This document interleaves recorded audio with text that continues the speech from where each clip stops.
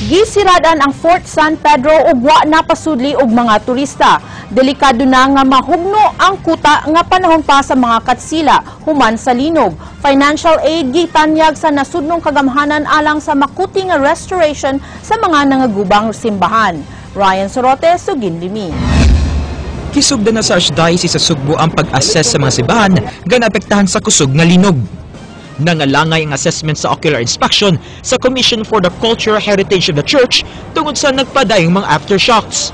May pasalig na usab og ayuda ang gobyerno pinaagi sa National Historic Commission aron sa pag-conserve ug restore sa mga nangadaot ng mga heritage churches. Matud ni Father Brian Brigole nga di gyud madali ang pag-ayo sa nangahugmak nga mga simbahan sama sa Basilica Minore del Santo Niño. We have to be very sensitive and very aware na it should be step by step the proper procedure yun. Kay we are not building a new one but we are restoring. Kinahanglan subayon ang makuting nga law of conservation sa restoration aron mahibalik ang orihinal nga hitsura niini.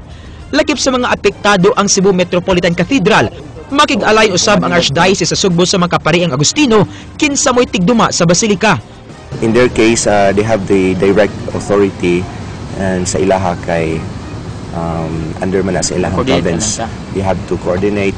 Na ang initial ganito nga fund or families gikan gyud sa amuha, but we welcome sa mga sa generosity sa mga tao kung taong gusto mo donate, mo sponsor sa restoration na ng atong bell tower nga nalumpag, so i-welcome nato na siya. Kung nangaguba ang mga simbahan sa Sugbo, gamay ra ang nakamatikod sa kadaot sa Fort San Pedro. Nahugma kining watchtower og nangatipa kining kabahin ining pader. Tataw usab ang pagkagkanga sa kilid niini. Gikahadlok sa mga tigduma nga hingpit kining mahugno kung masundan og laing kusog nga linog. Kalumpagon na usab kining Fuerza de San Pedro ang mismong entrada niini. Gawas sa rehiyon, ang kabili ng usa sa mga dakong gasa sa Sugbo ngadto sa tanan. Sama ni ining Fort San Pedro nga nanginahanglan na karon og tabang. Ryan Sorote, News 5.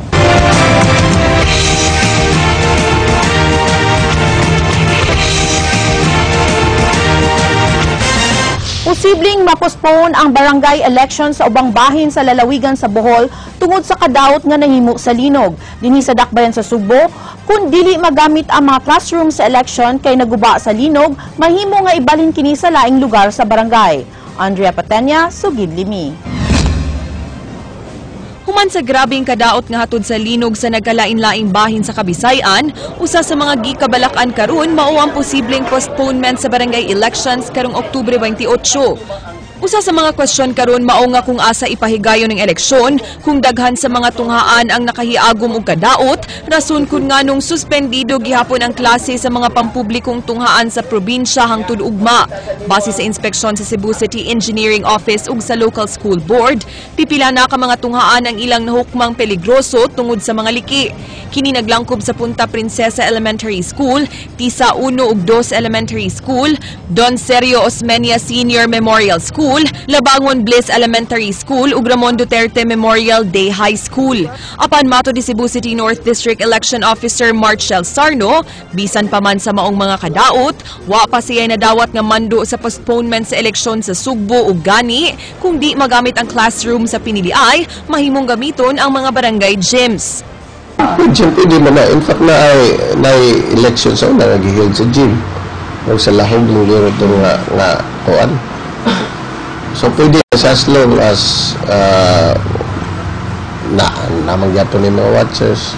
Samtang si COMELEC 7 Regional Director Attorney Temi Lambino, tuwa karon sa Bohol aron i-assess ang kadaot sa maong lugar. Sa wa pa kini milarga, gipahibaw ni ini kagahapon nga himuan nila og report ang ilang assessment nga isumite sa COMELEC Unbank kansang maoy muhukom kung angayan bang i-postpone ang piniliay sa mga apektadong barangay sa Bohol.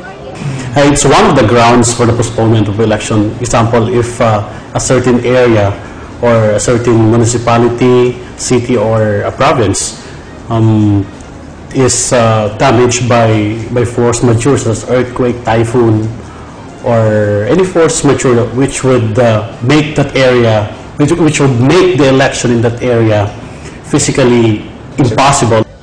Kung gi-extend og 2 ka oras ang filing of Certificate of Candidacies kun COC sa Bohol, gipahibaw ni Sarno nga way nadawat nga notice of extension ang syudad sa Sugbo, mao nga musunod gyapon sila sa ilang 5 PM deadline. Gikan ni atong Biyernes hangtod kaganihang udto, 1,028 na kakandidato ang mi-file og COC sa Cebu City North District, samtang 875 ang sa South. Andrea Patenia, News 5.